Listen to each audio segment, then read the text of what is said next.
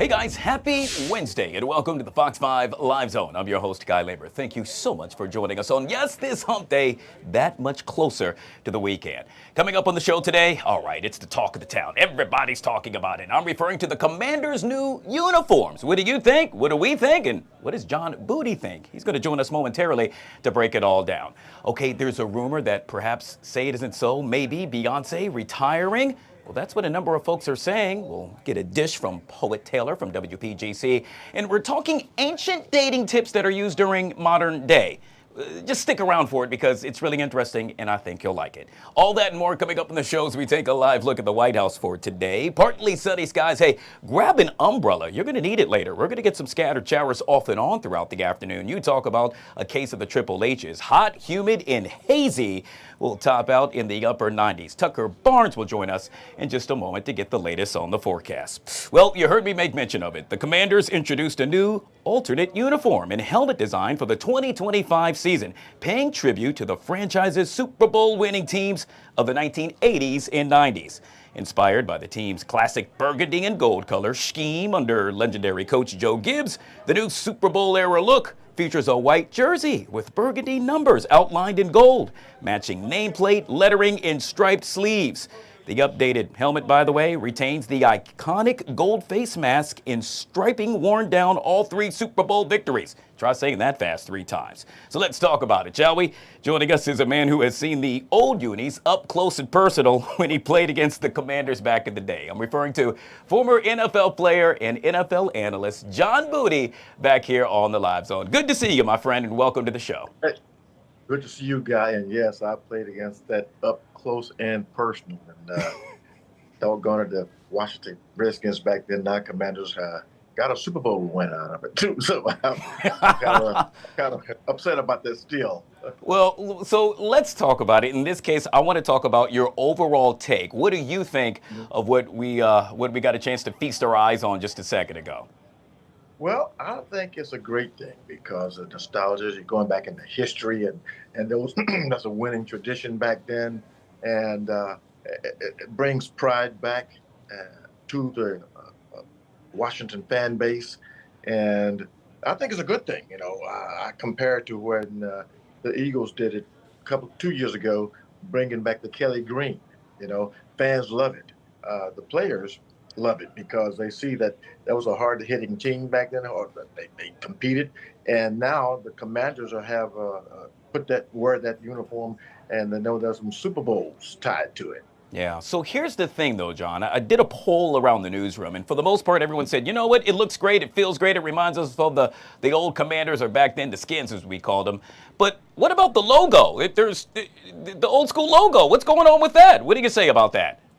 Well, you know, guess what? That logo that that's on there, the W, that team came close to going to the Super Bowl last year. So, you know, they can't tie it all back into the I guess they could have, but they decided just, hey, let's go with this flow here and keep that winning tradition going. You know, I know it's 1 year, but they went it on a big note. 1 year is a big note for them to win all those games and make it one game away from the Super Bowl. So they got to keep it tied in some kind of way. But this other, the burgundy and gold with the white and jerseys, that's good enough right now. What you think? I got to tell you, I'm just excited to see him play, and I'm excited to see him decked out in these new uniforms, which, by the way, will debut November 2nd during a Sunday night football game against the Seattle Seahawks. It's also going to be worn against, none other than the much-hated Denver Broncos and the really hated Dallas Cowboys, and that's going to take place on Christmas Day. So, John, throughout your years playing, obviously, you got a chance to wear a number of uniforms, I would suspect, and when you put on a new uniform, in this case, let's say one that reminds us of the old Super Bowl teams, does it change the player's psyche at all?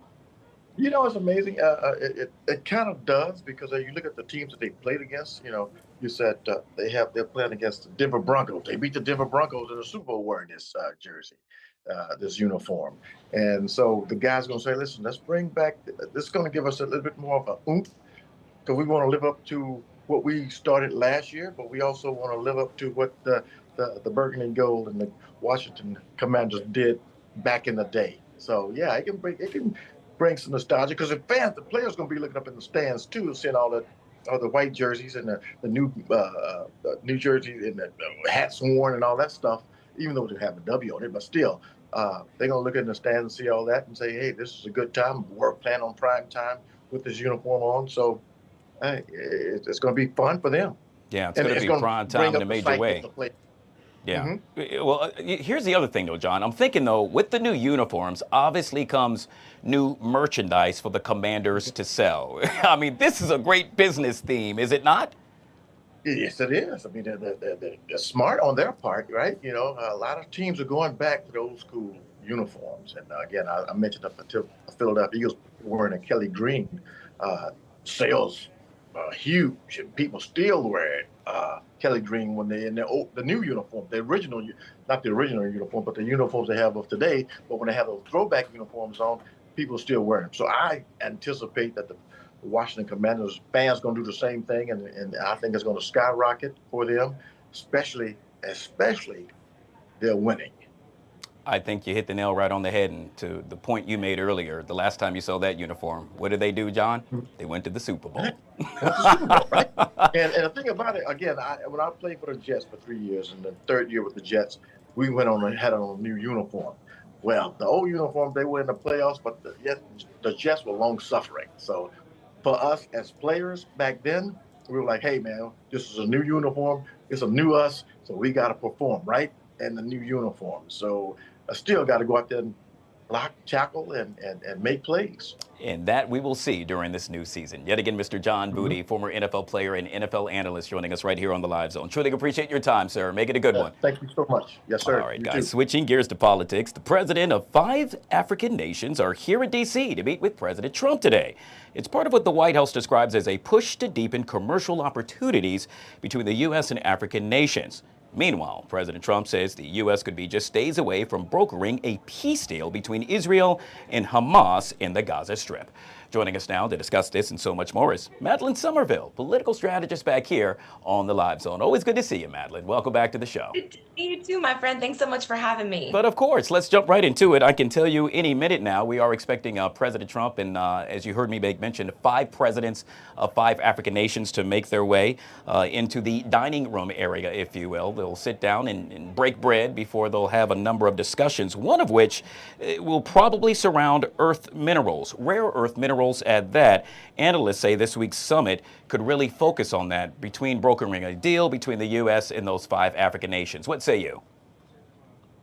That's right, Guy. So this week, we've seen a lot of negotiations in the White House relating to peace, which I've got to say makes me very, very happy. For all the criticisms that I might have about President Trump, I am very excited to see all the movements towards peace that we've seen. Now, in this negotiation that we've gotten with these African nations, there have been horrible things that have happened, genocides committed there, that there have been human rights interventions that have tried to happen over the last few decades. And because Trump has this interest in these rare earth minerals, it's an incredible opportunity for somebody to step in and say, okay, how can I add to this? Like, what can I add or take away in order to be able to foster and facilitate an agreement here? Because he's a new player, right? The game changes, for the game between nations changes a little bit. You added a new person. So let's figure out what everyone's interests are. And Trump has an interest now in making sure that there's peace and of course, obtaining something for the United States of America. Yeah, yet again, that meeting will get underway momentarily. We'll take you to the White House when that happens. Let's switch gears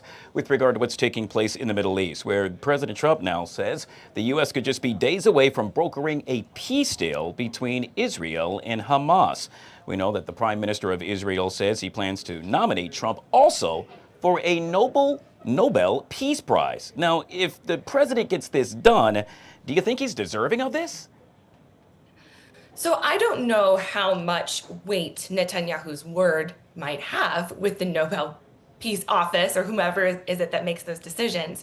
But I do think that with the Abraham Accords that happened in the last presidency, going back to when President Carter, I know we talked about him when I was there last, was able to achieve peace between Israel and Egypt, right? There's always a reason to celebrate peace being made between warring nations. And although I don't know, again, whether Netanyahu's word will count for much, I do know that this is something that the president has wanted for a really long time. He has, some might say, been obsessed with winning a Nobel Peace Prize. So if Netanyahu wants to make some headway with our president, that is certainly the way to do it.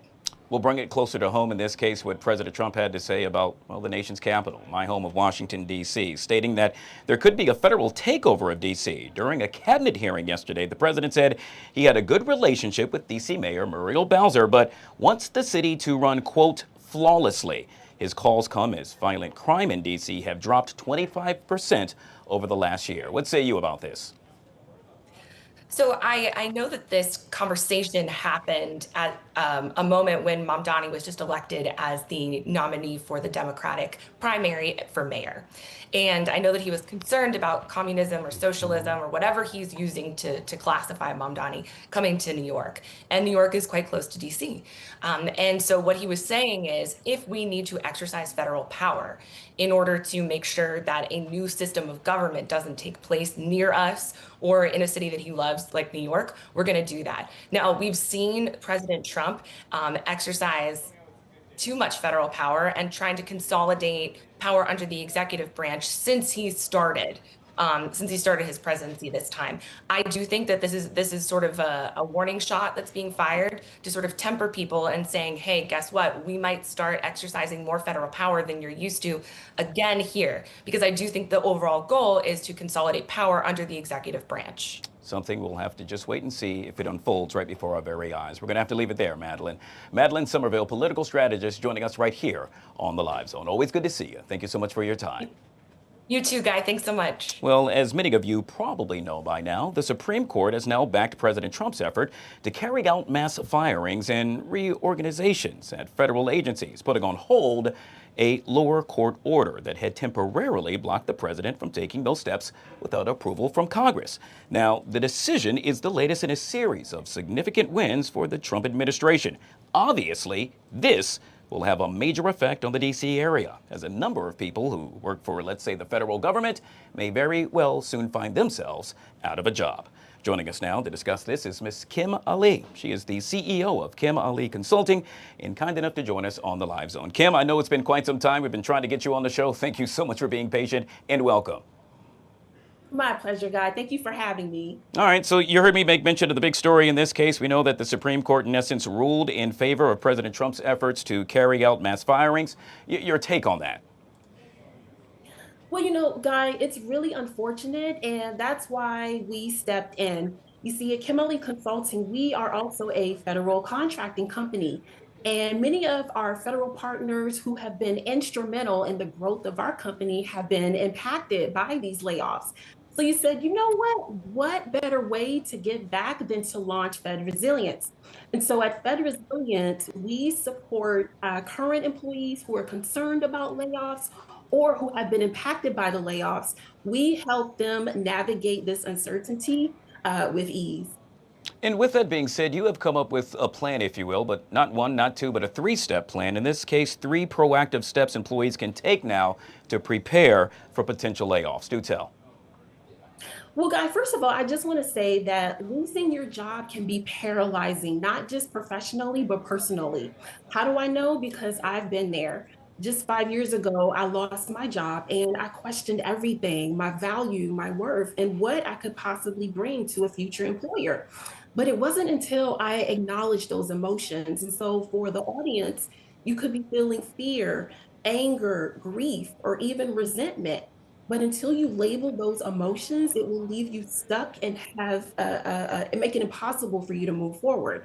And so that's what we do at Kim Ali Consulting. We hold space for our clients to help them navigate their emotions so that way they can pivot with peace and not panic. Kim, it's no secret. We already saw some 275,000. Let me repeat that. 275,000 civil service workers nationwide, including 13% of DC's workforce, out of a gig. Now, with this ruling by the Supreme Court, yet we can see more people in that same position. Yes. And so, Guy, one thing I want to emphasize is that a lot of federal employees are stuck on the title and not the value that they can bring to the private sector. And so, what we do is we have our clients actually map out their workflow. Yes, we want to know all of the decisions that you're responsible for, any projects, tasks, processes. Then, once we have your workflow mapped out, we can say, all right, well, this skill set can be utilized in healthcare or this can be used in finance. Because look, here's the thing, you can plant seeds in any fertile soil. And our job at Kim Ali Consulting is to help our clients find fertile soil. And so that way they can reap the harvest in their next season. Kim, if you know me, you know I'm a storytelling type of guy, and I love to hear stories. We'll wrap up with this, and that is perhaps you can share with us, you don't have to name names, but someone you had a chance to help out, encounter, that will happen to be in dire need of help and will sought out your services. Well, I'm proud to say, Guy, as of today, we have coached 20 federal employees. Wow. One in particular now exactly not only found a job in the private sector, but is also launching their own business. So they are taking the skills and knowledge from the last 30 years in the federal government, and now they are supporting small businesses navigate this terrain. Kim, folks that want to find out more information about you, how would one go about to do so? You can contact me on LinkedIn, or you can send me an email at Kim, that's KYM, at KimAli.com. Easy as 1, 2, 3. Kim Ali, truly appreciate you joining us right here on the Live Zone. Make it a great day. You too, Guy. All right, folks, we'll take a quick break. We'll be right back.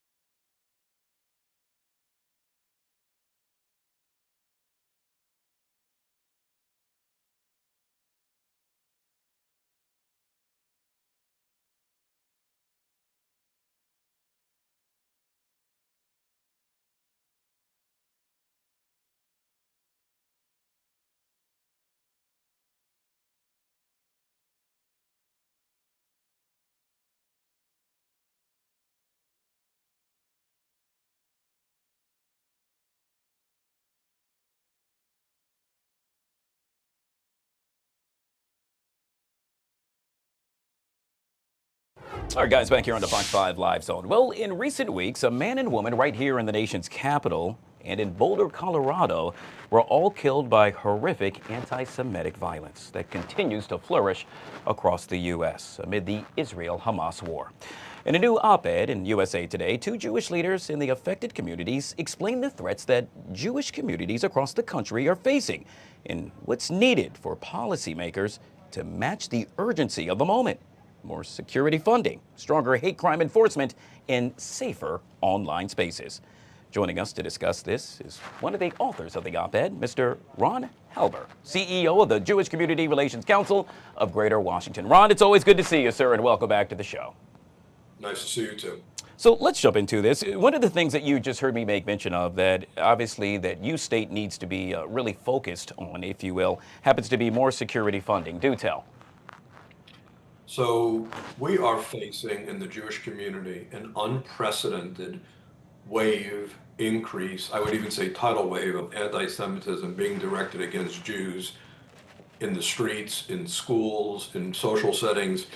And the government needs to do a better job of mobilizing resources, and our people have to do, and our fellow Americans have to do a better job at mobilizing themselves to confront the oldest hatred in world history, which is manifesting itself in today's American society. Ron, when I got a chance to read the op-ed, I sat there for a moment, and the first thing I said is, it's the year 2025, and I saw what you posed, and we're about to dig into it a little bit further. It's just hard to believe that we're still talking about this. Am I the only one that feels this way? No, I feel it every day. And I know that, I was born in this country. My parents were born in this country. 2 of my 4 grandparents were born in this country, and the ones who weren't came here when they were under 5 years old. So, the idea that that anti-Semitism today is still flourishing is very hard for American Jews to stomach. We understand that for the first time, the majority of it is related to what is going on in the war between Israel and Hamas. But whether you agree, disagree about Israel's actions, why would anybody think assaulting or showing prejudice against a Jew in American society would do anything to change the outcome of that war, or is a legitimate or legal thing to do? It's irrational, it's evil, it's awful, just like all forms of racism and bigotry are. Which leads us to your next point, and that is there needs to be stronger hate crime enforcement. Yes, people need to go to jail. We need people who are committing these crimes to go to jail, and for a long time, so they can think about it for a long time, especially if it's on the basis of hate. We also need the federal government to get off its duff and to start funding the National Security Grant Program, which is open to all minority groups and any group that's threatened by the possibility of a hate crime. And by the way, this is a program that's not just for the Jewish community, it's for other groups that find themselves under the possibility of threat of assault or vandalism or attack. The FBI needs more resources so they can analyze social media trends, so they can find people who are sort of stewing in hate and check up and make sure that these people don't become radicalized. We need money to hire police officers outside of our perimeters so that we can go ahead and protect people. Remember, these 2 attacks, the latest 2 that happened in Colorado and Washington, they happened on public streets.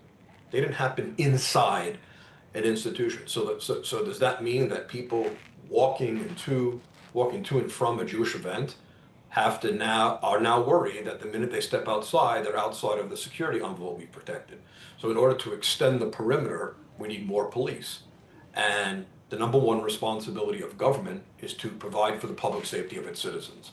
And there's simply no excuse that can be made other than to get the money and the resources out that are needed to protect the Jewish community. The Jewish community should not be feeling. Yes, sorry, go ahead. You just made mention of no excuse, and I would, to your point, argue yet again, there's no excuse for what happens online, and that's why you have said there needs to be safer online spaces. Look, you got this ridiculous thing that Elon Musk has, one of his AI things that's putting out anti-Semitic crap as when he gets asked these questions. Look, we're in an era, anti-Semitism used to take longer to spread. Today, you can spread it by tweeting to 5 million people. And the problem is, like a tweet, it goes from somebody's keyboard to another person's, to another person's eyes without it passing through either of their 2 brains. And the reality is that that social media has become a sewer of anti-Semitism and hate.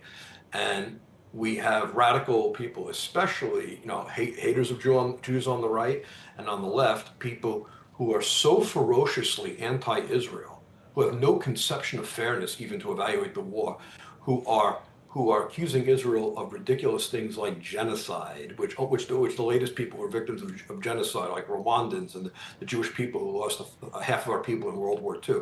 That's genocide. And when they use words like genocide and ethnic cleansing, they stir people up. So a lot of this violence stems from the unfortunate and uncivil use of language that radicalizes people. And since we live in a nation where we value free speech, we need the countervailing forces to stand up against it. It's not okay for people just to say, oh, I don't believe that garbage. They got to stand up back on social media and write, this is garbage. And the social media companies, which are private entities, which have a right to police the speech, have to crack down on this nonsense. There's a point where freedom of speech is going to such a point where people are dying because of the ability to go ahead and spread hate. And we better get moving fast, because it starts with the Jews, but it never ends with the Jews. And that's why we wanted to give you a platform in order to bring more awareness, yet again, to this pressing issue. We've been speaking with Mr. Ron Halber, CEO of the Jewish Community Relations Council of Greater Washington. Ron, always good to see you, sir. Thank you so much for your time. Thank you, sir. Have a good day. All right, guys, what did you hear? According to a new report by Bank Rate Survey, over a quarter of U.S. adults have a side hustle. Believe it. Whether it's working as a bouncer at a nightclub, picking up a shift as a server, or driving for Uber, some of us have decided to do just that. However, if you look at the recent numbers, it's not as many in years past. Joining us now to discuss this and so much more is Bankrate Senior Industry Analyst Ted Rossman, right here on the Live Zone. Good to see you, Ted. Thank you so much for being patient, my friend. Good to be here. Thank you. All right, so Ted, I got to tell you, I've always had a side hustle. I absolutely love it. You got to pay the bills, and I think a lot of folks are probably like me, saying, you know what, it's okay to have a side hustle, but as you heard me just make mention of, and in the survey and the report that was released today, that's somewhat declining, is it not? It is. Surprisingly, only 27% of U.S. adults have a side hustle right now. That's down 9 percentage points from last year. It's down 12 percentage points from 2 years ago. The main theory on this is inflation has come down. Wage growth has been outpacing inflation for about 3 years now. The job market's actually been better than a lot of people realize. And it seems that we are playing catch up. I know everybody still thinks everything costs too much, but a lot of people are finding that they maybe don't need the extra money as much as they did a couple of years ago. There could also be a little bit of burnout at play, as in a lot of people worked extra hard the past few years. Maybe now they're taking a breather. I don't think the side hustling culture is dead by any means. Technology's enabling this. I think it's going to rebound. But at least for this year, we do see fewer people side hustling. And when they are, it's more to get ahead. It's more to drum up some discretionary spending money. Whereas a couple of years ago, it was more to put food on the table and a roof over your head. No, that makes so much sense. And one of the things that you've been able to do is come up with several tips. I am all ears, sir. I'm a big fan of the passion project side hustle.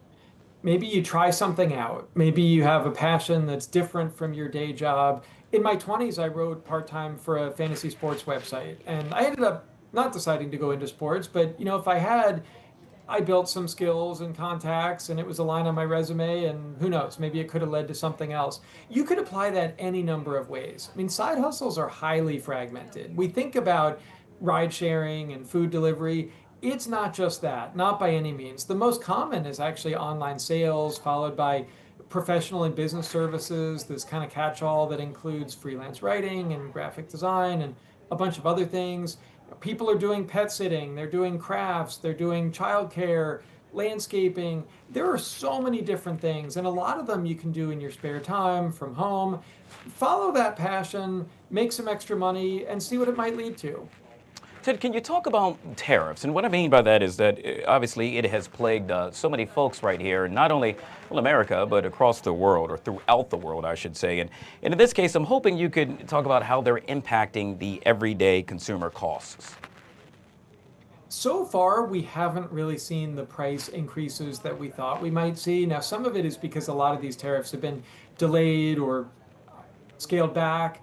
But there's a lot of uncertainty regarding the path forward. August 1st seems like a key date. Retailers have held the line on price more than we thought they would. A lot of them have been spending down their current pre-tariff inventories. But the feeling among many policy observers is that once these tariffs fully kick in and once these inventories need to be replenished, costs could still go up. So it definitely bears watching.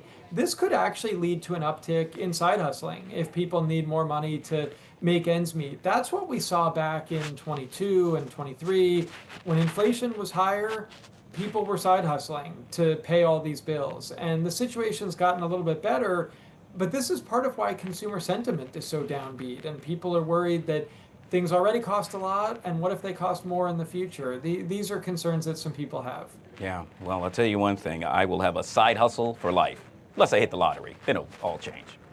Yet again, we have been speaking with none other than Mr. Ted Rossman, Bankrate Senior Industry Analyst, and kind enough to join us on the Live Zone. Good to see you, my friend. Thanks so much for coming on the show. Thanks for having me. Yes, sir. All right, guys, we'll take a quick break. This is the Fox 5 Live Zone.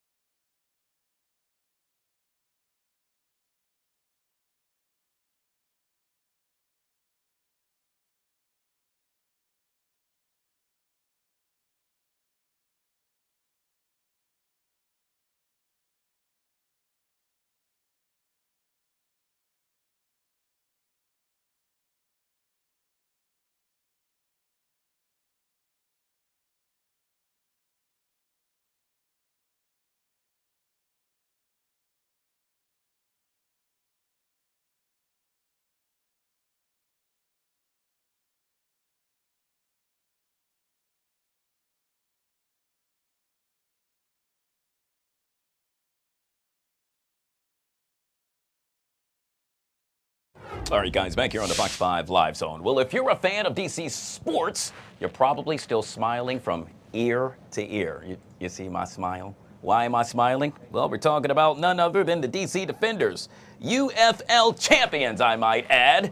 Yes, they beat the Michigan Panthers. Final score, that's what you call a beatdown, guys. 58-34. Now they're going to celebrate unlike any other, and they'll do so this upcoming Saturday at the Wharf from 4 p.m. until 6 p.m. at District Square. Joining us to tell us what's to be expected is Katie Greenberg. She is the Vice President, Team Business of DC Defenders, and kind enough to join us right here on the Live Zone. First and foremost, congratulations. Thank you very much. We are all still smiling, especially at that historic score. It was the highest scoring spring football game in the modern era of spring football. And even more so, not only me, but our entire team, our coaches and our players are smiling big in anticipation of celebrating with our incredible fans here in the District of Champions. The Defenders are so proud to be the latest in a string of teams here in DC who represent the district so well, bringing it home, winning it all. And we are excited to go down to the Wharf this Saturday starting at 4 o'clock with our players arriving with the trophy per tradition in DC on a big bus tour bus down to the Wharf. We're going to pull right up to Transit Pier, get off, have the chance to thank our fans and let them get pictures with the players and the trophy as well. So fans will have the chance to get right up close, see the players they love, meet them if they haven't already, and get to touch and feel and take pictures with that championship trophy. Yeah, Katie, I have been a DC sports fan all my life. I'll leave it at that because I was going to talk about folks that grew up here and then they root for other teams, but we won't go there. I will also tell you I've attended pretty much every sport here in the nation's capital, whatever game it may be. There's something different about DC Defender fans. Is it not? I mean, am I just the only one that sees that? It's just a different type of excitement that surrounds them. It's palpable. The energy of our fans is palpable, and that is what makes game day at Audi Field so much fun. Our fans bring that energy, our players match it back. And if I can tell you how much that energy just pervades our entire team, our players they took some athletic tape, put a sign over the door in the locker room in St. Louis, and they called it Audi West to really make the dome feel like home for the championship game. Because believe it or not, I had to look at a map, but St. Louis is almost due west from DC, and our team is so proud to play here, but they feed off that energy. And because the championship game was scheduled to be at a different venue, they wanted to bring the energy that they love from Audi Field with them, and quite literally wrote Audi Field West on their locker room so they could bring that energy. And it sure did show with the incredible play and the final score. That is awesome. I'm so happy for you guys and gals. And one of the things that you touched on that I've noticed is that within the organization, it's truly a team. And with that being said, because I had the opportunity to interview your head coach, he said the same thing. He said, hey, you know, it's not me, it's a team effort. You said the same thing. And I'm thinking about those tireless hours that you put in and your staff put in and everyone put in, and to walk away a champion. I mean, what does that mean to you? I am fortunate to have already experienced a championship once with the Washington Nationals, and this is just as special, maybe even more so. Coach Harris talks about we over me. Everything that this team has been focused on has been team over the individual, and that really showed their resilience throughout the season, and also the way that they rallied for that final game, rallied behind our quarterback Jordan, played for him and played for each other in order to be able to turn in just an electrifying performance. But the we over me extends to our fans as well. They have helped create our brand. They are the heart and soul of our franchise. Things like the beer snake are fan-led traditions, ideas and traditions that they created that we're just here to support as an organization. We as a front office do that, our players support it. So the we over me extends to everything that we do. So we do it together, and we actually had some of our best fans in St. Louis with us, traveled with the team to be able to experience. So the we over me extends to everything that we do, and it does make the championship feel that much more special because we know that the entire organization and our fan base rallied together to have this special moment, which is why we want to celebrate with everybody at the Wharf on Saturday. Yeah, yet again set to get underway beginning at 4 p.m. until 6 p.m. at the District Square. I know you touched on it earlier, but I want to set the stage one last time. What am I going to be surrounded by when I show up to the District Square? And please do say, I think you touched on this, will the championship trophy be there? Can I touch it? Can I rub it? Indeed, the championship trophy will be there. You can expect the same energy that you get at a Defenders game at Audi Field. Whether you're a longtime fan or a casual fan, come out and celebrate with us. The players will arrive on a big bus with the trophy. They'll then hop down to the floating stage that's there at Transit Pier to thank our fans, lift the trophy for them, and then they'll drop down to Transit Pier, and there'll be the opportunity for any fan who wants to come get in line and touch the trophy, take a picture with the trophy, meet our players, take a picture with our players. And of course, all the wonderful bars and restaurants at the Wharf will be open. And rumor has it that they will have plastic cups available. So if a beer snake happens to break out, I wouldn't be surprised. That would be awesome. The first time, to my knowledge, that would happen at the Wharf. Oh, I got to be a part of that. And I would encourage you. Got to be a part of it. Yeah, grab a drink at one of the local restaurants and stack your plastic cup, and we'll do a beer snake Wharf style. That is awesome. Yet again, we have been speaking with Katie Greenberg. She is the Vice President of Team Business of DC Defenders as we get ready to celebrate their championship this upcoming Saturday, beginning at 4 p.m. at District Wharf. Katie, truly appreciate your time. Thank you so much for coming on the show, and congratulations. Thank you very much. Hope to see everyone on Saturday. No doubt. All right, guys, we'll take a quick break. We'll be right back.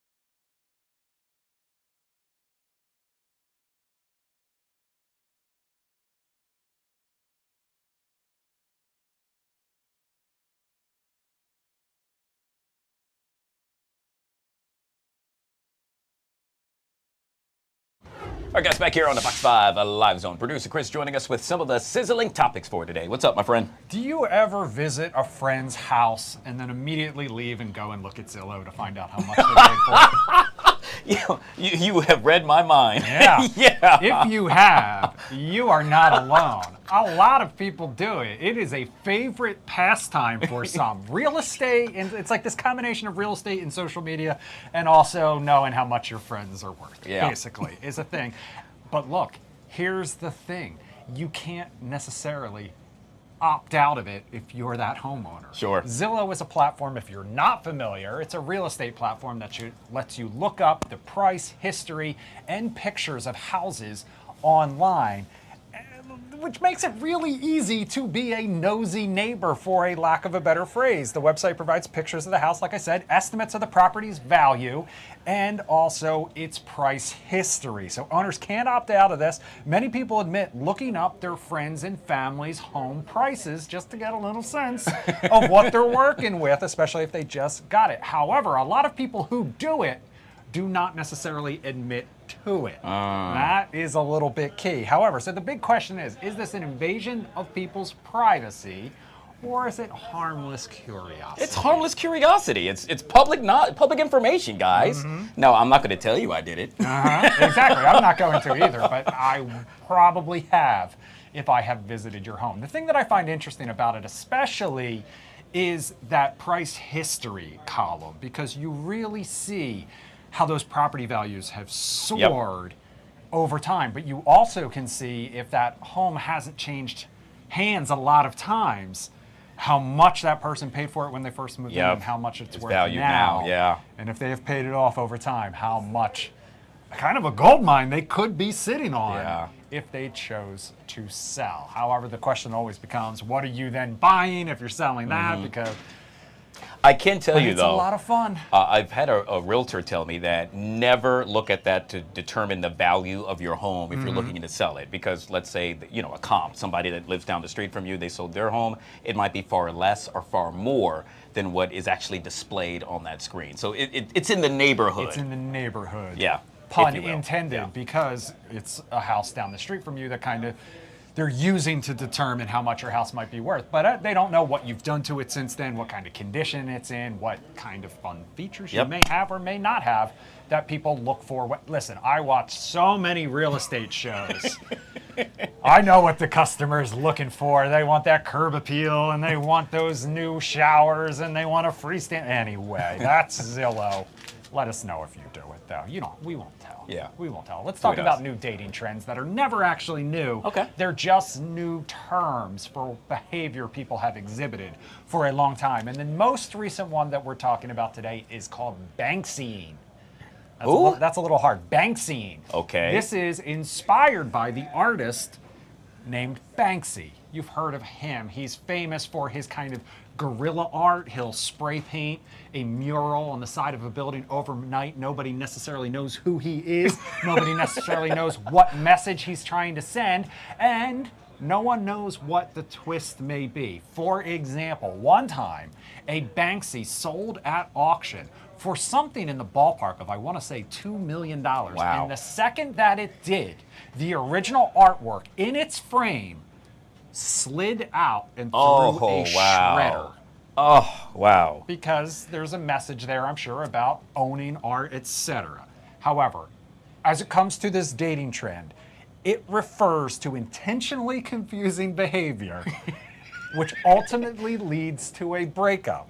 So, experts about this trend say it's basically starting to destroy the relationship without informing the other person. The other person never sees it coming. You basically start emotionally withdrawing and laying the grounds for your exit strategy. Wow. And while still maintaining the illusion of a strong relationship. Okay. I don't have necessarily a term for what this used to be called, but there's no question in my mind It's been done for that people have been doing this, okay? We probably just called it emotionally distancing ourselves prior to physically separating. But listen, the key experts stress to avoid this sort of thing is open communication. And really, isn't that what all relationships would thrive upon? What are they going to come up with next, man? I mean, it's like, where's the originality to all of this? Well, what's interesting is putting a negative connotation with an artist whose work is kind of universally, I mean, not regarded. I mean, it's a real. When his artwork pops, her, we don't really honestly know. Yeah. But when that artwork pops up, it becomes global news because it's so interesting, it's so unique, and the artist has managed to maintain such a low public profile while at the same time being so universally beloved and well known. So it's interesting to me that they kind of have linked those two things together. Go figure. Because Banksying in a relationship is probably going to be frowned upon. Let's end by talking about streaming TV and movies. You know that's what I like to do here. If you have the app called Max. That's me.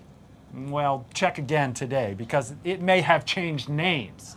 What does it say? Once again, now it is back to HBO Max. Now you may remember it started out as HBO Go, then it became HBO Max, then it became just Max, and now, for some reason that I'm sure analysts have 1,000 theories for what led to this, but it's back to HBO Max, which means all of the content you enjoyed before, whether it's from HBO or whether it's from Max, still lives in the same app. You can still access the shows you love that are currently streaming there, like the Sex and the City spinoff, and Just Like That, under the umbrella of this Warner Brothers parent company and Discovery. Really? It's so confusing. So, why change it back? I'm still confused.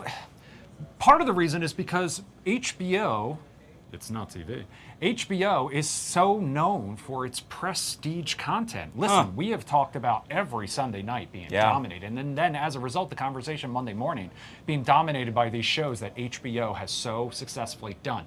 To eliminate that branding and naming, I think they realized was a mistake. And so now they're trying to bring it back, but they didn't want to necessarily eliminate Max entirely, since that is what they have rebranded as and staked their claim and reputation upon. So now they're just going back to the name that it was before. Wow. Why they got rid of it in the first place. Yeah. I don't know, but I mean, hey, if it works, whatever floats their boat, I'll tell you one thing, they can call it whatever. The programming you made mention of, I'm there Sunday nights. Absolutely. It's really good. One of the things that's interesting is that it's tough to sometimes admit when you're wrong or make a mistake. And it feels like HBO Max leaned into the joke a little bit. We talked about this before with some of the social media posts that they did when they announced originally that the name was going to change. I'm glad this is their version of taking accountability for it and going back to a name that honors the legacy of what they have going there. But one of the things that we don't have to go down this whole route, but there are a lot of, for lack of a better phrase, content creators. There are shows, there are programs, award-winning programs that existed on these platforms, but because they've only existed in a digital age, basically ceased to exist when this merger originally happened and these platforms became one. So some fans, I'm going to use an example, Westworld. You may remember that show. I do remember that show well. Remember that show. It's a little hard to find these days. Some fans hope that those sort of platforms, those shows, those things that they loved will come back now that we'll have to wait and see them. All right. Well, I'm already a fan, so they got me. Yet again, they can call it whatever. That's the problem, man. They've got my money no matter what. It's already linked to my bank account. With all things sizzling. Call it what you want. Right here we'll call you producer Chris. Thanks so much for coming on the LZ. We'll take a quick break and be right back. The artist formerly known as.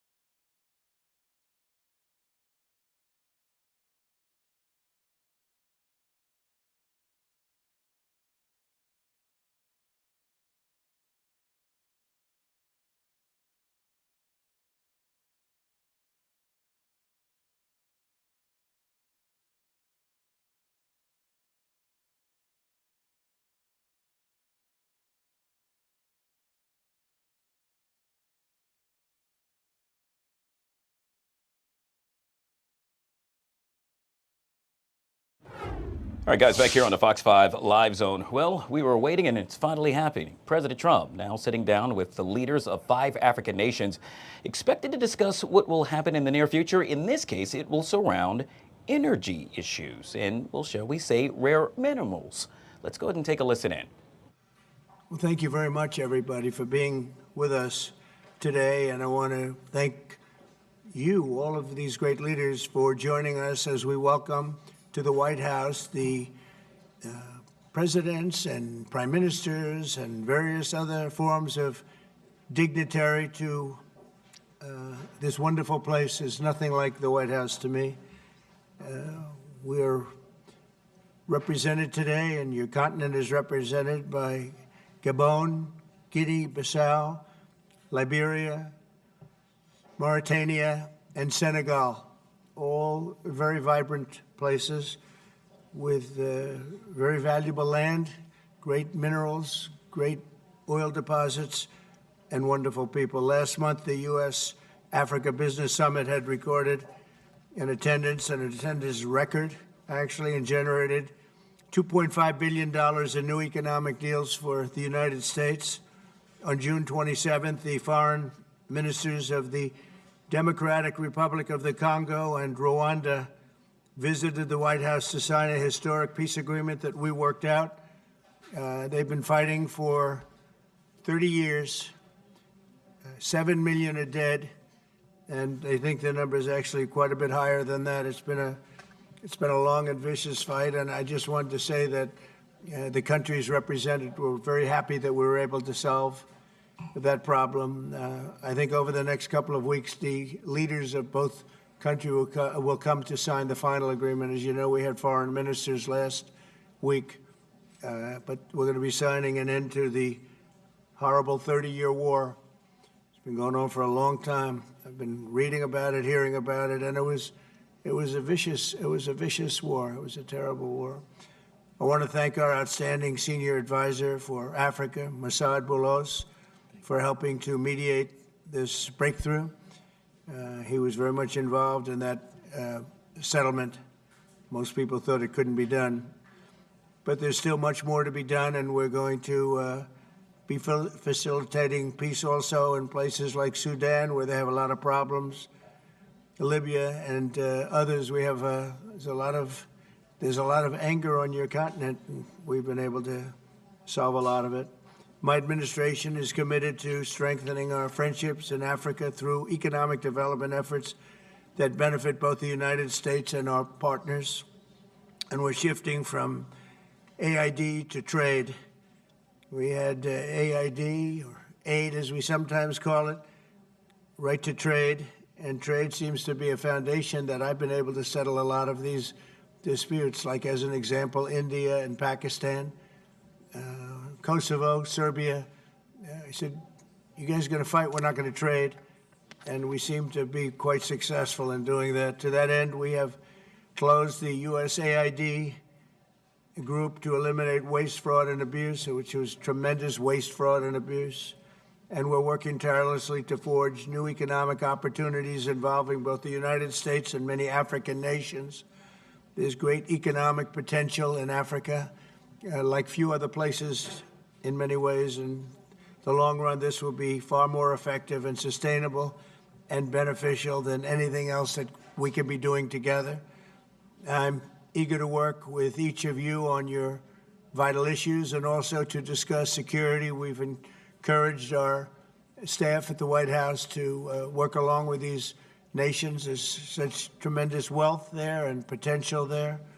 We encourage the countries here today to make greater investments in defense, hopefully, of course, buying our equipment, because we do make the best defense equipment. I guess we proved that about 2 weeks ago in Iran, but we make the best equipment, best military equipment anywhere in the world by far. There's nobody close. And keep pursuing the fight against terrorism, which is a big problem in Africa. Immigration will also be on the agenda, and I hope we can bring down the high rates of people overstaying visas and also make progress on the safe third country agreements. And once again, I want to thank you all for being here, and it's an honor for me. Some of you I've met, and some of you I just got to meet, and I think it would be nice if you said a few words to the press, which is right back here. Do we have a camera over here? It'd be nice if you could, oh, there it is. You could speak to the, you don't want to turn your head so much. I do it a lot. It's not pleasant. But perhaps we could start with you, please. Thank you very much. Great gentleman, by the way. Merci pour m'avoir donné la parole, Monsieur le Président. Thank you for giving me the floor, Mr. President.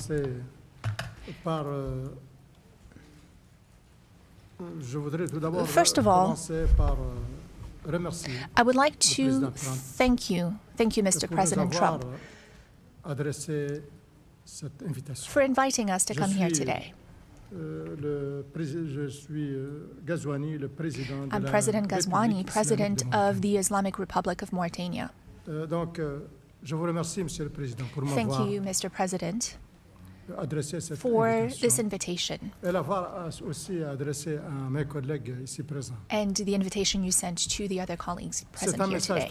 This is a very strong message from you, and we are receiving this message very well. This is a message of interest that you're sending to us, and it's a message that you're sending to the whole of Africa. All of this is generous on your part.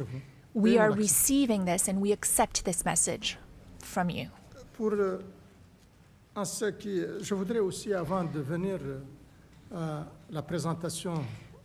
Before I talk about my country, I would like to let you know that we are delighted to see President Trump's commitment to our continent. Mr. President, in the short time you've been back in office, the last few months, you came to the rescue for peace. You did it in Asia with Pakistan and India. The war sort of started, and if it had gone on, the consequences could have been a real disaster.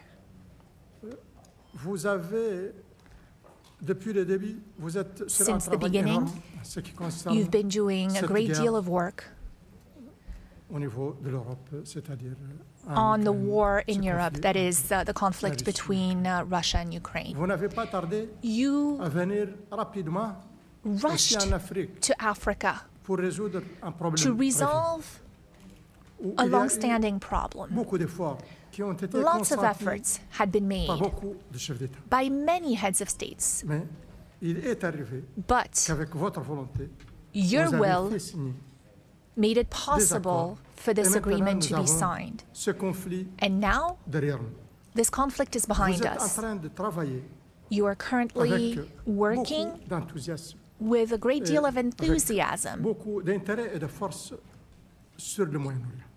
And you're also working on the Middle East. You're paying a great deal of attention to the Middle East. We all know how far back this conflict goes. It is a conflict that is about 80 years old, 70 years, but it is also a war that has been raging for a year and a half.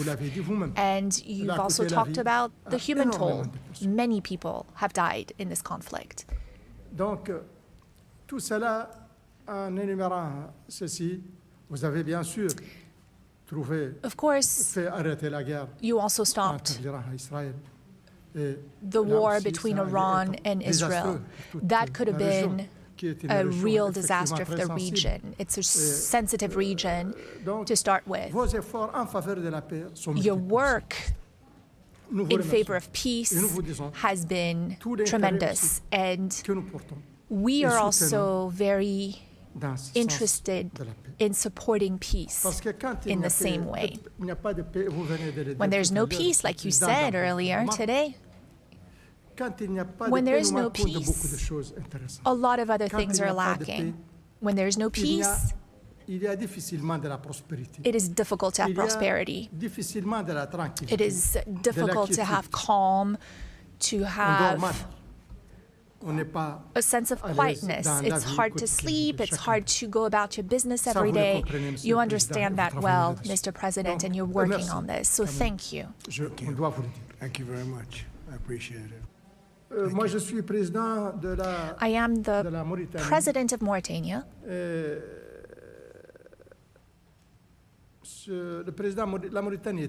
Mauritania is a small country.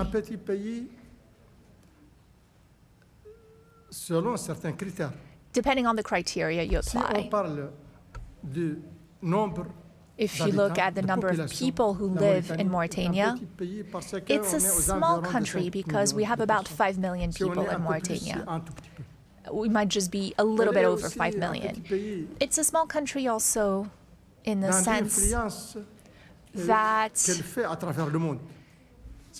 what influence it has throughout the world. It's not like the US, Mr. President. Internationally, we understand that our weight, our influence is not that great, and we have no complex about this.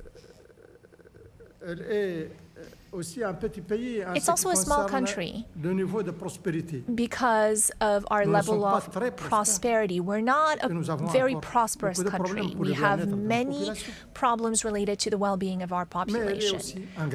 But it is also a great country, a big country in other ways. Mauritania is a great country in the sense of its strategic position. It is on the Atlantic coast, which makes it a neighbor to the US. It is what unites North Africa and Sub-Saharan Africa, or what links the two. That is its strategic position, but also in terms of resources. We have a great deal of resources, many, many resources, and we have a lot of opportunities to offer in terms of investment. We have minerals, rare earths, rare minerals. We have manganese. We have uranium. And we have a good inclination that we have lithium and other minerals. We're the second largest producer for the last 60 years in Africa of iron ore. We produce a lot. And we have a lot of resources in our seawaters, so lots of fishing and whatnot. I don't want to spend too much time on this. We have to go.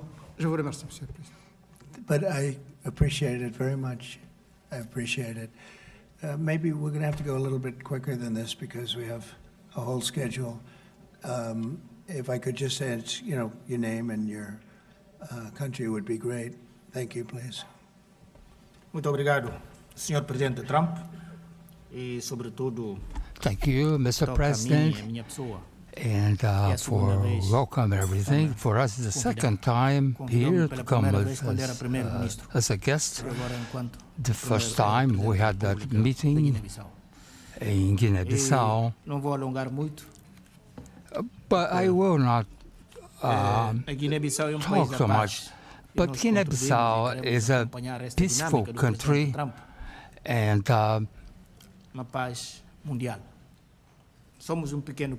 we are a small country, but we are a great state. Not a great state like the United States, but we are a great country as well. And to end,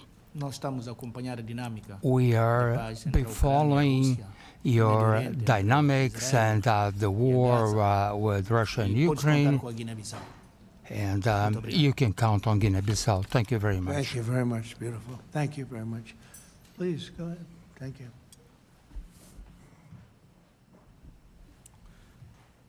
Thank you, Mr. President. First, let me congratulate you for your recent celebration of your 249th anniversary. We did in Liberia at your embassy. Mr. President, we thank you for this opportunity to be here. Liberia is a longtime friend of the United States, and we believe in your policy of making America great again. And we also go a long way with you, in your diplomacy that has to do with economic development and commercial friendship. Liberia has a lot of minerals, and one of the things we ask as good friends for a long time is the opportunity to do a survey of our minerals. Mm-hmm. And also we are committed to peace, and we've been very lucky within our region. We had a country that have had a series of democratic elections, and our country had been cooling down. And also we want to encourage American involvement in the investment in Liberia. Yeah. We'd like to see that happen. We want to work with the United States in peace and security within the region, because we are committed to that. And we just want to thank you so much for this opportunity. Well, thank you. It's such good English, such beautiful. Where did you learn to speak so beautifully? Where were you educated? Where? Yes, sir. In Liberia. Yes, sir. Well, that's very interesting. It's beautiful English. Sure. I have people at this table can't speak nearly as well, Very and good, sir. they come from.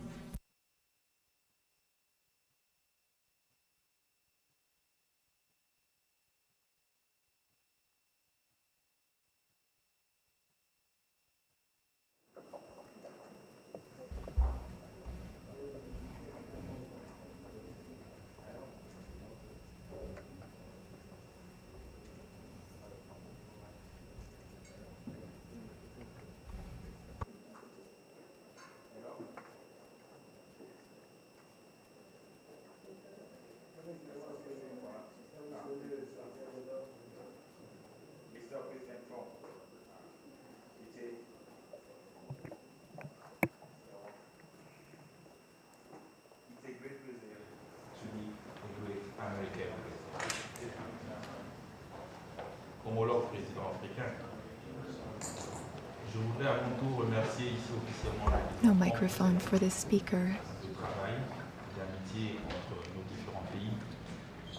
No interpretation. Parce qu'aujourd'hui, le président Trump There's no microphone for the speaker. C'est la fierté du monde entier. Dans plusieurs domaines, le domaine économique, Still no microphone for the le speaker. domaine politique. Et au niveau diplomatique, je salue. Could you turn that on? Yeah. Just press it. There you go. Yes.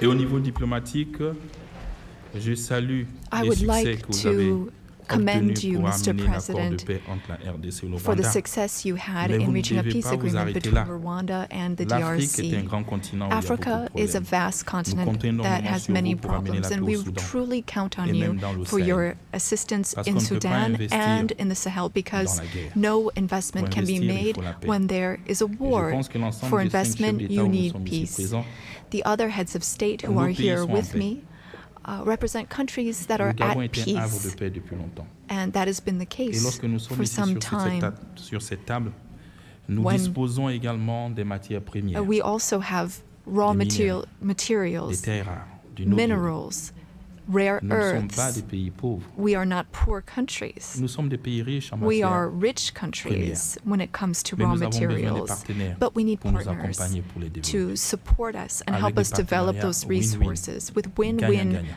partnerships. C'est ce que nous souhaitons. That is our Je suis wish. souvent vos discours I et je often m'inscris listen à to your l'intérieur remarks and speeches, parce que Mr. nous voulons que nos President. matières premières soient transformées mais We dorénavant also sur place. want our raw materials to be processed Chez nous, locally pour in créer our de la valeur, countries so that we can et pour créer create des emplois pour value les jeunes, and to create pour qu'ils jobs arrêtent de for mourir, youth so that de they traverser la stop mer pour dying. venir jusqu'ici. They are crossing the sea, Et c'est ce que nous attendons, the ocean, la to go to other transformation locale countries. sur place. That is what we want Le to Gabon have, local est un processing pays of raw riche materials. de 2 millions 500 Gabon 000 habitants, is a rich country. We have avec over une 2 énorme million diversité inhabitants and a great et deal plusieurs matières premières, of avec du pétrole, diversity, des raw réserves de gaz. materials, oil and gas Et nous reserves, souhaitons que ce soit exploité and we would like those resources to be dans un tapped modèle économique qui nous arrange. using an economic Depuis le 30 model août 2023, that fits. date du coup de la libération, Since nous avons our changé liberation, notre registre de commerce. we have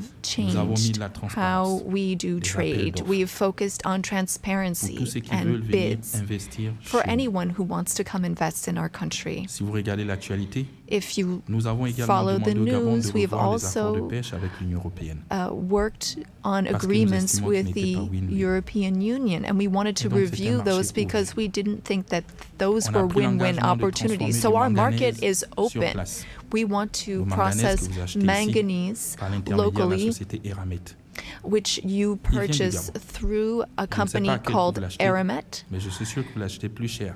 and I'm sure that it's more Lorsqu'ils le prennent chez expensive Pourquoi ne pas venir compared investir to sur place et when le you transformer can sur place? come and buy it directly Pour le from transformer, us. nous avons besoin In order to do de this 8 à local 10 gigas processing, we need d'électricité. 8 to 10 C'est encore un marché gigawatts ouvert of electricity. pour toutes les Again, sociétés américaines this qui is veulent an venir open investir chez bid. nous dans Any l'électricité. American company that wants to invest C'est in un domaine electricity in Gabon Nous avons is aussi en matière de welcome to défense take advantage of that opportunity. Oui. Now, looking at defense, le golfe de Guinée the Gulf of qui fait Guinea face à la is an piraterie issue. maritime. There is maritime Et nous devons le piracy stabiliser in ensemble. that area, and we want to Vous work avez parlé together que vous to avez des meilleurs stabilize it. équipements You said militaires. you had the Oui, best nous les equipment, souhaitons. the best military equipment, Pour and that's what repousser we'd like to la have piraterie so maritime dans that le we golfe de can Guinée. stop maritime piracy in the Seuls, Gulf nous ne of pouvons Guinea. pas. We can't do it On a alone. besoin d'un partenaire We need fiable, a robuste, reliable and strong s'engage partner that is avec du committed concret. and that takes Et moi, je vous aime parce que real vous êtes steps, real pragmatique. action. We also need to be Vous êtes pragmatic, concret. and that's what you Moi, en tant are. que général, je le suis aussi. And I'm a general, J'aime les and I choses am qui vont too. vite. I'm pragmatic. I like it when Le things pays, il est libre, move il est quickly. ouvert à tout le monde. Our country is Venez free, investir, ne open soyez pas les to one derniers and all. à venir You are frapper aux portes de welcome l'Afrique. to come and Sinon, d'autres invest. viendront à votre place. Otherwise, other C'est ce que countries je tenais à might vous dire. come Merci. instead of you. Thank you. Thank you very much. Good job. Thank you very much. Appreciate it. Okay. Merci, Monsieur le Président. Thank you so much, Je voudrais d'abord, Mr. President. vous remercier pour I would like to l'invitation et thank dire, you for this l'honneur que nous invitation. avons It aujourd'hui is an honor concernant for particulièrement us d'être, à la Maison Blanche to be et pour here pouvoir at the échanger White avec House vous and to have this sur opportunity to speak le with nouveau cadre you de partenariat que about vous the voulez, new partnership définir avec l'Afrique that you are putting in concernant place with particulièrement Africa, les investissements. particularly for Mais avant, je voudrais investment. saluer votre I engagement also pour wanted la to paix dans le commend monde. you for your commitment to peace throughout the world and the incredible diplomatic success that you had with the DRC, as my colleagues mentioned. You said that this put an end to a long war that claimed many lives, and thankfully, you were here to put an end to this 30-year war.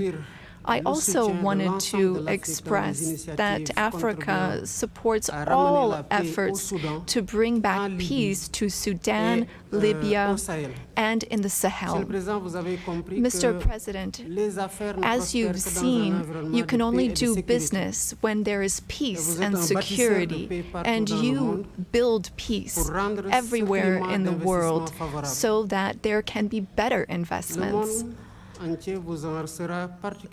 The entire world is grateful to you for this. Now, with respect to my country, Senegal, I've been president for some 15, 16 months now, and I want to reassure all American investors about our country's political stability and our favorable regulatory environment, which we are continuously improving upon in order to attract more investment.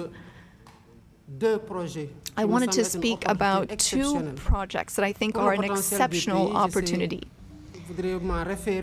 I will speak about the U.S. Ecological Survey, which can help assess the potential of the minerals in our country. And thanks to American companies, we've been able to discover oil and gas. some 950 billion cubic meters of gas that we can tap into in order to support our economy. And again, here we were able to do this with an American company. Another project I'd like to mention, and again, I would like to invite American investors to take part in this. It's for a digital city. We identified a space within the city of Dakar. It has a view of the sea. It's on some 40 hectares, and this is a great opportunity for American tech companies to come in and make Dakar a tech city open to Africa. I was wondering what your secret was for resolving all these complex crises, and I know you are a tremendous golf player. Golf requires concentration and precision, qualities that also make for a great leader. Senegal has exceptional opportunities to offer, including in the area of tourism. So perhaps an investment could be made in a golf course in Senegal. It would just be 6 hours by flight from New York, from Miami, from Europe, or from the Gulf, and that would be an opportunity for you to show off your skills on the golf course too. Thank you for your attention. Thank you. Thank you very much. It's very nice. It's some way to show off my skills. It's a long trip to show off my skill, but that's really nice. And he's led a very interesting life. He looks like a very young person. He's a little older than he looks, but a fantastic job. He was treated very unfairly by his government, and he prevailed. And so congratulations on that. Really, congratulations. A great job. And you've all done a fantastic job. And so we'll be talking to you as we have the meal. Do you want to ask any questions, please? Where's my reporter from Africa? There you are. How are you? I'm fine, thank you, Mr. President. He's very famous in Africa. Okay? Thank you, thank you. Thank you. Miss, I have one question for the African presidents and one question for President Trump. As you can see, Mr. President Trump, all the African presidents are very happy with your efforts to bring peace in the Democratic Republic of the Congo. My question to you is, today you are making history by receiving 5 African presidents and showing the interest of the United States to collaborate and to work close with the African nations. African continent is watching, African youth is watching, and this new approach that your administration is taking to deal with African nations, not only based on help, but in doing business that everybody can win, is really much appreciated for all the Africans. My question is, are you planning, Mr. President, in the future to travel to Africa to see firsthand all those countries in Africa, all those potential that those countries have? And for the African leaders, my question is, as you can see, President Trump is working to bring peace not only in Africa, but also in the world. Are you all considering to nominate President Trump for a Nobel Prize Peace? That's a very nice reporter. I got to meet her 2 weeks ago when we had the Congo and Rwanda, and we had some other people up from Africa, and that was the first time. But that's a very nice, I appreciate the questions. Very nice, actually. Would you like to, at some point I would like to go to Africa, absolutely. We're going to see what the schedule is, but at some point I would like to do that very much. Would you like to give a fast answer, please? Thank you very much. Of course, we are supporting this. Microphone, please. Yeah, microphone, please. Of course, on soutient cette dynamique We are in favor of this dynamic for peace. We are very committed on peace. I am the first head of state who went to Russia and who went to Ukraine both since the start of the war. I held the presidency of ECOWAS, and I went to see Mr. Putin. We spoke for 4 hours, and then I went to Ukraine. I spent 12 hours on a train to speak to President Zelensky. But now the weight of President Trump is something else altogether. We are with you. We are behind you to see what we can do to help bring peace back. No one wins when there's war. So you have our support so that we can bring peace back. Thank you. Very nice. Thank you very much. Appreciate it. Go ahead, please. Merci, Monsieur le Président Trump. Merci. Thank you, Mr. President Trump. Mesdames, thank you presse et messieurs. for your questions. A Nobel Peace Prize, well, I don't see any problem with it. I think that President Trump deserves it for all the efforts that he's worked on. And he brought peace back in the SEAC region. That is my region, the region where DRC and Rwanda signed a deal. And so he is now bringing peace back into a region where that was never possible. So I believe that he does deserve a Nobel Peace Prize. That is my opinion on this. Well, thank you very much. It's very, very nice. Thank you. I didn't know I'd be treated this nicely. This is great. We could do this all day long. Thank you very much. Please, go ahead.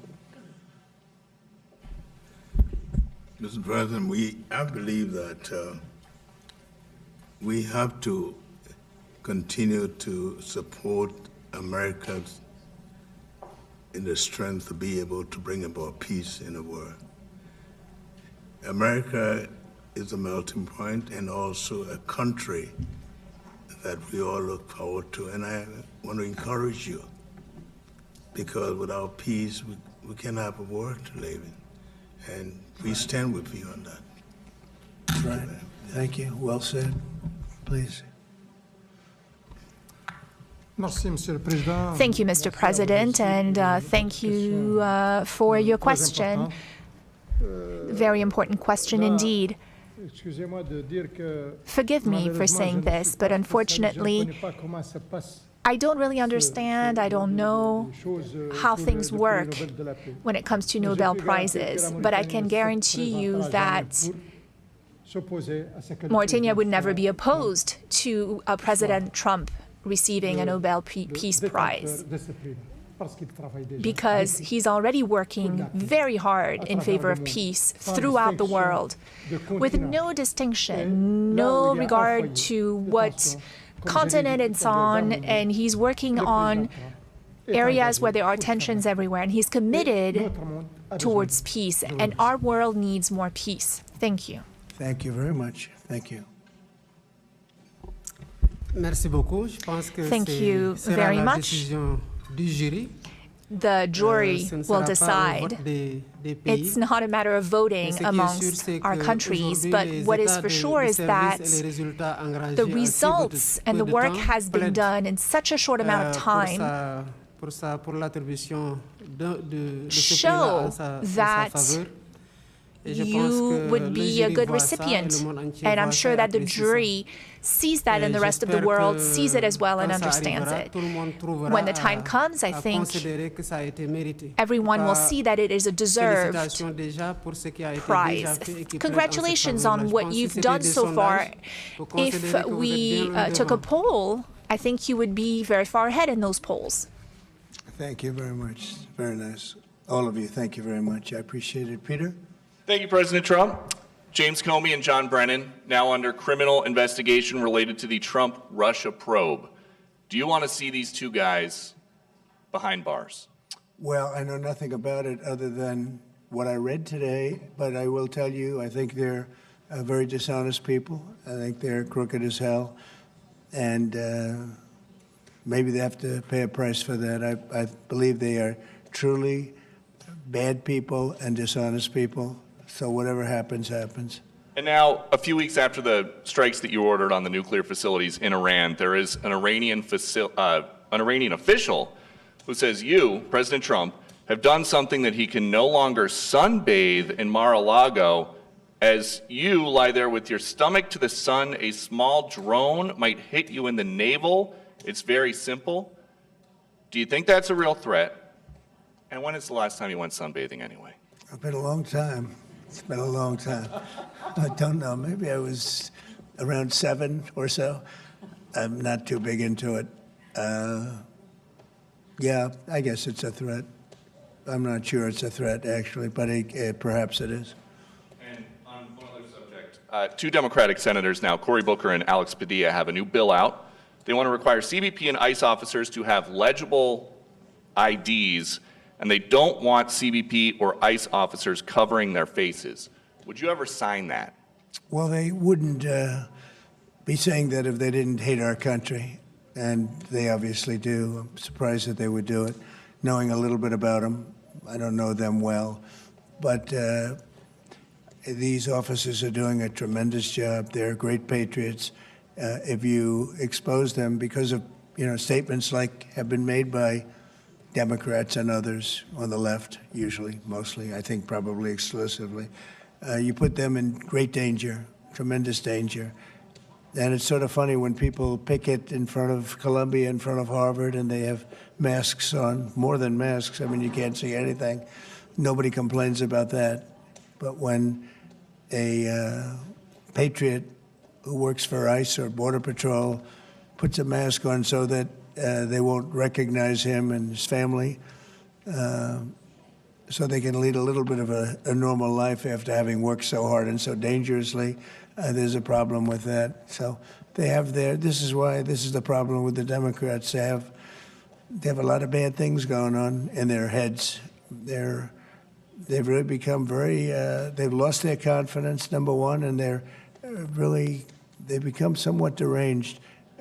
I want to do whatever's necessary to protect our great law enforcement people, and they are right at the top of the list. And your agriculture department also announced this week that they are going to start limiting Chinese ownership of American farmland. Why do you think that the Chinese have been buying up all this farmland in our country so close to military installations? Well, I don't want to get into that. I have a very good relationship with President Xi. We're going to see, and I'm going to, they're going to be making a recommendation to me, but we have a very good relationship. As you know, they're paying a lot of tariffs to the United States now, and so I'm not going to get into that right now. Yeah, please. Yesterday, the Wall Street Journal reported that the White House was weighing whether to send another Patriot air defense system to Ukraine. Can you confirm that reporting? They would like it. They've asked for it. They're very rare indeed, because a lot of systems have been sent to Ukraine. But they would like to. I know they made the request. We're going to have to take a look at it. Very expensive system. It's a shame that we have to spend so much money on a war that would have never happened if I were president. That's a terrible, terrible war over there, and it's really a shame. It's very sad. When you talk about a system like that, highly sophisticated, tremendous amount of money, and they're doing it because they want to prevent death. They're getting hit hard, very hard. So we're looking at it. Also on Russia. Yesterday, sir, as well, Ukraine was hit by over 700 drones sent by Russia last night. What's your response to that attack? Well, I've been sort of letting people know I'm not happy about what's going on. It's a war that should have never happened. It should not happen now. They're losing. Now it's up. I've been saying 5,000. Now it's up to 7,000. Think of it, 7,000 people a week on both sides. 7,000 people, young, mostly military people, young souls are dead and dying, and it should be stopped. It should be stopped. Very sad to see what's happening. Yes, please. Sir, can you explain how you calculated your latest round of tariffs? Was there a formula that was used? And do you expect any of these countries to face tariffs as well? The formula was a formula based on common sense, based on deficits, based on how we've been treated over the years, and based on raw numbers. and we're going to have a couple of more coming out today. Brazil, as an example, has been not good to us, not good at all. We're going to be releasing a Brazil number, I think, later on this afternoon or tomorrow morning. But they're based on very substantial facts and also past history. You look at the past history, we never had anybody in the White House that understood the numbers or were into it like I have. You know, we've taken in hundreds of billions of dollars in tariffs, hundreds of billions, and we haven't even started yet. And it's going to be a great thing for our country. I think it's going to be a fair thing for the world. And we really haven't had too many complaints because I'm keeping them at a very low number, very conservative, as you would say, number. And we haven't had, I'm sure they will be complaining at certain points, but we haven't had complaints. We've been treated very unfairly by both friend and foe. And friend has treated us very badly. It's not even believable that for so many years, you know, I was using tariffs in my first administration. We had the most successful financially administration that there's ever been. This is going to be much better. But we got cut short with the COVID because I didn't think it was appropriate when, you know, Italy, Spain, it's the horror show that a lot of the countries went through. So I cut it a little bit short. But we took in hundreds of billions of dollars, and we had the most successful term ever from a president financially. But this is going to be much more successful. Yes, please. Do you expect any of the countries here to face tariffs as well? I haven't thought of it, but I don't know. Let's see, I like him, and him. No, I don't think so, not too much. He's very good. He's a friend of mine now. Yes, Thank you for taking our questions, Mr. President. Okay. You talked about the amount of external revenue the country has brought in thanks to your tariffs. Can you talk about how these hundreds of billions of dollars that are getting brought in will help grow the country, and what do you hope to put it towards? Well, bigger than the tariffs, actually, are the fact that when you charge the tariffs at a certain point, they say, well, we can't pay those tariffs. It doesn't make economic sense. These are wealthy countries, and they or their companies will come into our country and build, and that's what's actually happening. If you had a very low tariff, there'd be no incentive to do that. If you have no tariff, like we used to have, which is so stupid, it's not even believable, but then obviously they make their product, the product in their country. They have the jobs, they have the income, they have the taxes, they have everything, and they just send it into us, and it's jobs that we wouldn't get. Now the wheel is turned. And what we're doing is more important, we're taking in hundreds of billions of dollars, money that we've never seen before. But more important than that, we have a lot of people that would rather not have to pay that. So they're coming in and they're building plants. AI, we're leading everybody, including China, by a lot with AI. They're building their own plant. You heard me say yesterday, they're building their own electric generating plants to go along with the factories or plants that they're building. If they want to do that, we're getting them fast approvals, very fast turnarounds. They're using mostly natural gas to start off, but they're using coal. They have the right to use coal. They have the right to use nuclear. Nuclear's come a long way in the last 5 years. So we're getting them very fast approvals.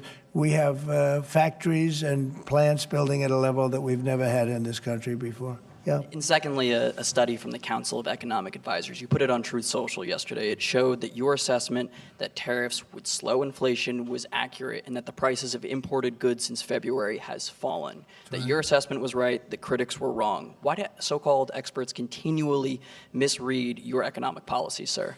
Well, it's not the experts. It's the fake news and a combination of that and the Democrats. I saw an ad on television today on Fox, and it was some ad about, Trump has raised costs. It's the opposite. I actually put out a statement. I brought down costs. I brought down the cost of groceries. I brought down the cost of tremendously groceries. If you remember my first week in office, the press was screaming at me about the cost of eggs. They were 4 times higher than they were just a short time ago. That was caused by Biden and stupid policies, and we got that down. And by Easter, it was normalized, and now it's actually even at a lower price. So when I see an ad like that, it's always good to respond. I feel you have to respond. It was an ad that things are more costly. No, they're much less costly. Yesterday, $1.99 a gallon. There's 2 states, 3 states were selling gasoline at $1.99. You haven't seen that for a long time. And I brought costs way down, just about every cost. I can't think of a cost that went up, but just about every cost. So what they do is they lie. I mean, they take ads. You'd almost think that the advertising station would stop it because they know it's wrong. It's such a lie. All you can do is say it's a lie and explain it. I guess I have the ability to explain it at conferences like this, so I like to take advantage of it and do it. But costs are substantially down under the Trump administration. And as you know, Biden had the highest inflation, I believe, in the history of our country. They say 48 years, but regardless, I think it was really the highest in the history of our country. And they were up to numbers that nobody ever saw before. And we have inflation now totally under control. We have a Fed chairman that, if he was doing his job properly, would lower interest rates. But we're bullying through even that. We're doing so well, it's not having that kind of an impact on us. But you want to see a rocket ship? We should have the lowest interest rates, because without us, there's nothing. And we have a strong country now, and we're taking in a lot of money. And other countries aren't even complaining. They got away with murder. They took advantage of a lot of very stupid people that sat in this seat, very stupid people, or people that didn't understand business or something was going on. But hard to believe that they got away with it for so many years. But now, and I'm treating them very fairly. Again, we have countries with tremendous deficits with us, where we have, where we essentially lose a lot of money. And we are changing that around very rapidly. And I think it's about time somebody did it. Sir, President? Yeah, please. Sir, yesterday you said that you were not sure who ordered the munitions halted to Ukraine. Have you since been able to figure that out? Well, I haven't thought about it because we're looking at Ukraine right now and munitions, but I have not gone into it. What does it say that such a big decision could be made inside your government without you knowing? I would know. If a decision was made, I will know. I'll be the first to know. In fact, most likely I'd give the order, but I haven't done that yet. Yeah, please. Can I ask how your meeting with Netanyahu went over the last couple of days, and how realistic do you think a ceasefire is this week? Well, we're talking about Gaza for the most part. I think we have a chance this week or next week. Not definitely. There's nothing definite about war and Gaza and all of the other places that we all deal with so much. But there's a very good chance that we'll have a settlement, an agreement of some kind this week, and maybe next week if not. The African Growth and Opportunity Act, which has been central to many sub-Saharan countries having access to the U.S. market, that's due to expire in September. Are you hoping to extend that beyond it? Well, we'll take a look at that. Yes, please. Thank you. That's up to Congress to take a first crack at. We know that program's been in place for about 20 years, and at the end result of that, we see a lot of other countries operating in Africa. We still see a lot of tariff and non-tariff barriers in Africa. So I think any discussion about that act would also have to think about how we address those kinds of barriers. Yeah, Peter. President Trump, in Alvarado, Texas, a few days ago, 10 people wearing all black allegedly set off fireworks outside an ICE office to lure the officers out so they could ambush them, shoot at them. They had guns and vests and two-way radios. Do you think that this was an isolated incident, or do you think there's a national threat of a left-wing militia that is targeting ICE and CBP? Well, I think you have some very stupid people in the left who have some money that are making it available to these people, because you look at the guns they had, they were brand new. You look at even the clothing they were wearing, it looked like it just came out of some military shop. So you have some very stupid people that, if anything ever happened, they'd be the first to go. They don't understand that. They'd be the first to go. They'd be the first ones hit. But there is money being put behind people. When you look at the weapons they have, the newness of the weapons, rifles that just came out and they have the latest model. So there's something going on, and we'll get to the bottom of it. And what do you think the penalty should be for these people who are, if they are found guilty, for people who shoot at ICE officers? Very, very stiff. Very stiff. A long time in jail, a long time. And one got hit yesterday in the neck, and he fortunately is going to be okay, but he got hit yesterday in the neck. No good. And what would you think if I read you a quote from a lawmaker who says about ICE, to abolish it, to treat them as criminals or anything that is inappropriate and outrageous? And I told you that that was Democrat John Fetterman. Well, it's, by the way, I assume when you read that, because you paused in the middle, you're going to have to read that again without the pause. Could you read that again, please? To abolish it, to treat them as criminals or anything that's inappropriate and outrageous. So he's saying that to treat the people that did the shooting is... Oh, okay, good. Because the way you read it, it really was the opposite. But that's okay. That's all right. I think that's what he meant. No, the new John Fetterman is exactly what you said. He's right. He's right. And we have to protect our police officers, and we will. And we have been...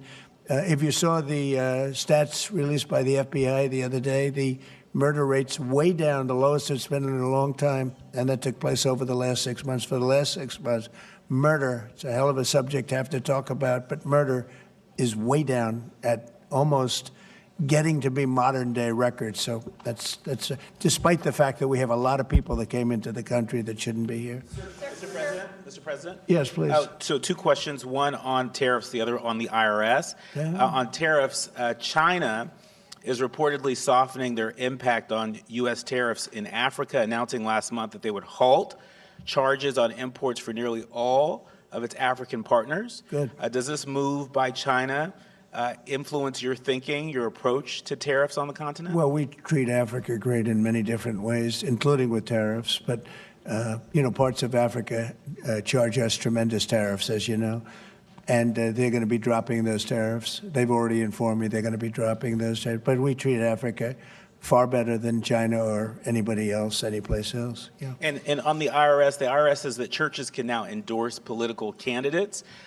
What's your reaction to this, and how do you expect this to influence some of the work that's afoot on the continent? There's a lot of American churches that are missionaries doing missionary work on the continent.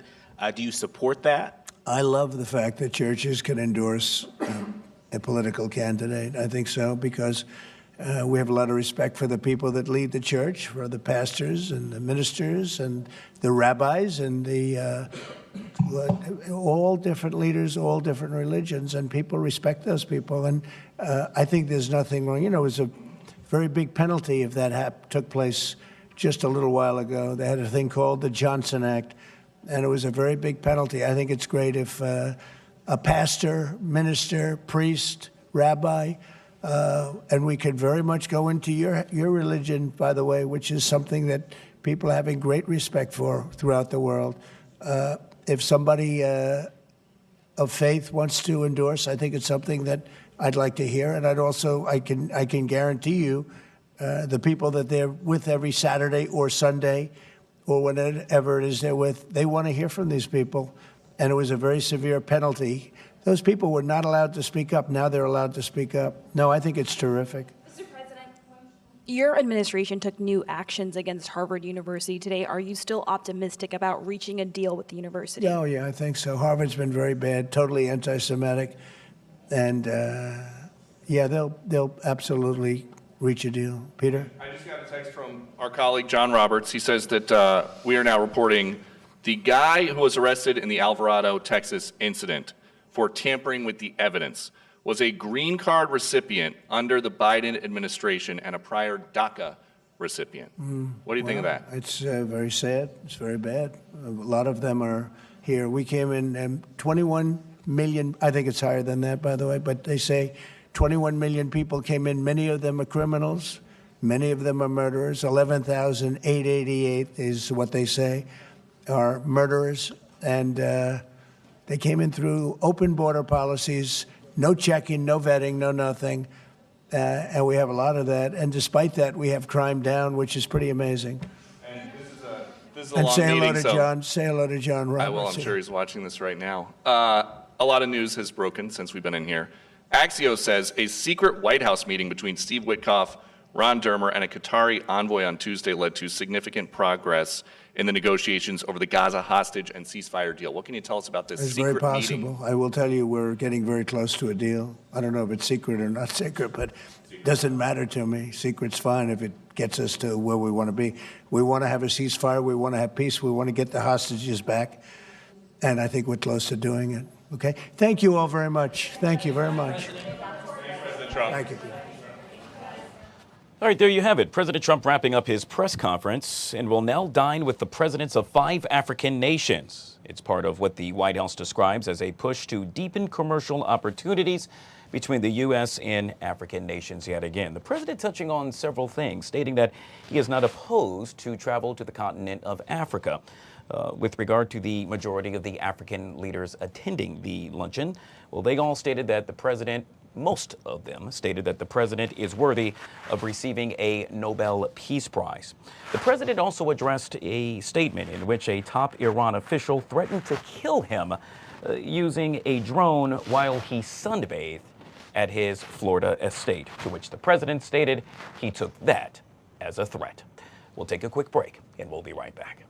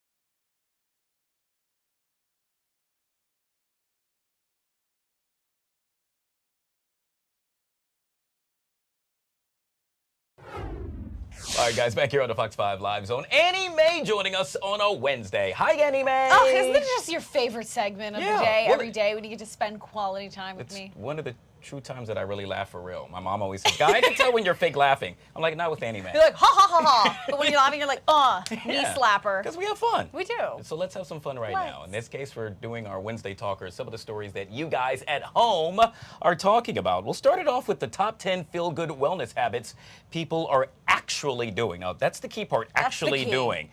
Coming in at number 10, well, let's say it all surrounds, I guess I don't even see, getting away from social media. Yeah, valid. I guess I should have read this before I actually said it. Number 6 is spending time in nature. Number 5, connecting with friends. How about number 4, saying no to things that drain you, Annie Mae? I have no problem doing that. Number I literally have no problem. Moving my body in a way that feels good. For me, that's when I like pop my knuckles and like pop my I neck. love a good neck crack. Yeah. Number 2, cooking meals that nourish me. And taking the top spot, you and I both love this, getting some sleep. Yes, yeah. It puts you such a better mood, one, when you nourish yourself, two, when you get to sleep. And everybody says that, and we do a gajillion studies on it, right? Yep. But it's very basic. I always like settle it down to kind of a couple of key things, like, you know, sleeping, eating, doing things you want, hanging out with your friends, getting outside. I'm really working on that one. Summer, I'm not an outdoor person. I'm not a nature person. Yeah. So that one's really tough for me. So I've been trying to, like, even if I just go to the store or whatever, like I'll just go and I'll spend a few minutes outside and then I'll get my car and then I'll go. Sure. Because like I'm just not an outdoor person. Yeah, it's the mosquitoes Summer for makes me. it easier. Yes. Gosh, can't stand those things. I would say I have a hard time saying no. That I'm struggling with. I don't understand why people have a hard time Really? saying. I have. If I don't want to do it, no. Wow. Okay, let me practice. I go, that's not my job title. No. Like, no. I throw out a no for everything. If I don't want to do it, I have no problem. But maybe that's my generation. Everybody, I feel like who's like a little bit older than me and those kind of upper two generations, not upper two, but above me, like millennials, Gen X, I feel like they just kind of grew up in a way where you just said yes to things. You said yes to work. You said yes to your parents. Sometimes your parents aren't right, you know? Like you just do things to kind of make other people happy, and I just make myself happy. All right. I do things to make other people happy. No. See, I said it. No. Hey, let's talk about ancient dating tips to find modern love. Yes, LOVE. I found this really amusing. Apparently, it turns out the ancient Greeks and Romans had a lot to say about this subject. In fact, most of the issues people face today in their search for love are already mentioned in ancient Greek and Roman literature. Let's see. Coming in at number 1, making sure that you have an effort to find someone you're interested in. After all, he or she will not arrive on a unicorn. Number 2, seek your lover in the daytime and be careful of night.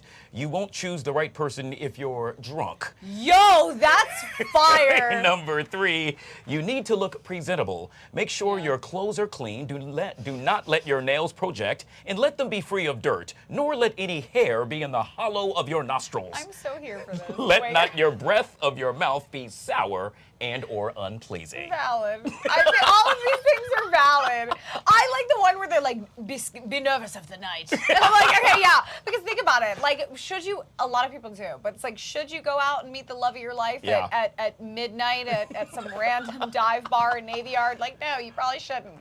But a lot of people do. Maybe you're finding the people who have a little bit more passion for work, for other types of play if you're meeting them in the afternoon. I don't know. I'm not a bar person. But I mean, I met my boyfriend online. Nice. So, I mean, that's not in the ancient. Is that anywhere in the ancient? That back then it would have been like, hello, please come to the balcony. Come hither. Yes. But I think about it, like, we never would have even met because we lived, like, across the country from each other. So you never know. You could have flown in on that unicorn that there they were talking are perks about. from new and perks from old times that we need to use. I love the breath part. I mean, because, do not have bad breath, please. Have sour breath. Like, yeah. Really? Okay. All right. So it's hard when I ate shrimp and rice for breakfast. Yeah, but if you already have a boyfriend or a lover, then you're good to go. Hopefully he or she is eating that with you. He also had shrimp and rice. There you go. There we go. We forget you ancients. We have it right here on Modern Times. Go away. Hey, I'm from Virginia. Aren't you from Virginia? Yeah. Well, they say Virginia is for lovers. In this case, Virginia is for lovers of the French fry. Yes. Apparently, a number of Virginians taking the #1 spot. On average, a single American can eat 17 pounds of, well, let's say, French fries.